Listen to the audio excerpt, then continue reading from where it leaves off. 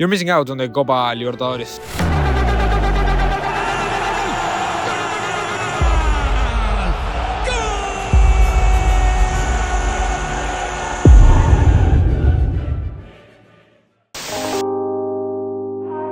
Okay, so you don't know what the Copa is. Let me explain you in 1 second. It is the equivalent to the Champions League but in Latin America. Teams from every country qualify to the tournament and are drawn into 8 different groups. Argentina and Brazil have 5 or 6 spots each, while the rest only have 2 or 3 because they are smaller leagues. After the group stage, teams progress through the round of 16, quarterfinals, semifinals, and the final, which, unlike the Champions League, it's played in 2 legs. This format was changed in a few editions, but it's about to make a comeback because it's fucking awesome. You're watching the 2011 Libertadores final, the second leg. Neymar Santos versus Uruguay's Peñarol. Look at what happens after the final whistle.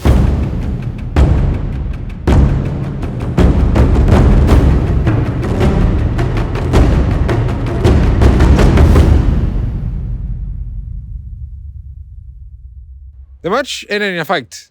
Here. And while many feel ashamed about it, for me it showed a different approach to football. Stay with me. Unlike the polished and corporate image of some European football, the Copa Libertadores retains a sense of raw, untamed passion. It's football on its purest form, unfiltered, unapologetic.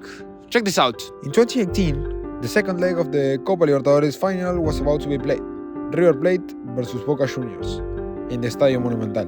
When the Boca bus was getting to the stadium, a River Plate fan threw a rock that broke the glass and injured a few players. This caused continental drama. Eventually, the game was postponed due to the lack of warranties to play a safe game. The final was held in Madrid, where River sentenced Boca and were crowned as champions. The Copa's passion often stems from the pressure put on the players, as their fans are usually very dangerous people. You don't imagine the amount of stories that there are like this one. It could be a whole different video. Every single time that there's an important game, local fans will go to the rival's hotel to riot with fireworks, so that the players cannot sleep well. Fans really play a game and have a real impact on the result. This passion makes every game a war. Unlike your average Champions League quarterfinals game, Slavia Prague against Real Madrid, the Copa is a true battleground where even the underdogs happen to be fighting for the title.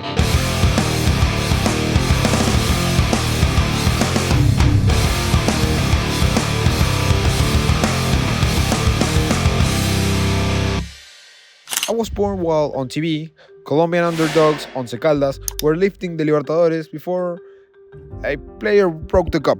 But ignoring that, it is common in the Copa to see stories like this. Teams that have very little money winning the championship because of the atmospheres and the stadiums really do count. Check this out. This is Flamengo struggling to draw against Bolívar, a team with a 10 times cheaper market value. I mean, they're playing in a fucking 5-kilometer tall mountain where air pressure is lower, so most players can't breathe, and the ball has different physics. I want to see Mbappé or Haaland playing in Cochabamba. Here's another wild twist. The Copa runs during the transfer window. Imagine fighting to the semifinals and then you can sign new players right before facing a giant like Boca or Palmeiras. This is Joaquín Piquerez, Uruguayan left back. Was signed from Peñarol only weeks before the Libertadores semifinals. Imagine how much pressure he felt as a player, joining a club and having to win them an international trophy in a matter of weeks. In recent years, the tournament has had major attention in foreign countries, making some foreigners think that some teams, for example Flamengo, are some sort of Latin America Real Madrid, but actually they're pretty shite. And this is where the magic is. South American football has a far more active market than European, because they are the ones selling the greatest talents, and the teams must find new ones to try to compete. What seems to be going to happen changes through the championship.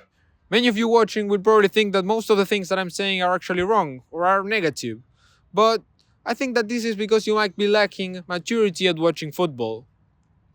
I am tired of watching soulless Champions League games that do not come with any kind of consequences once a team loses. I want the real emotions, I want feelings, the things that got us to where we are today.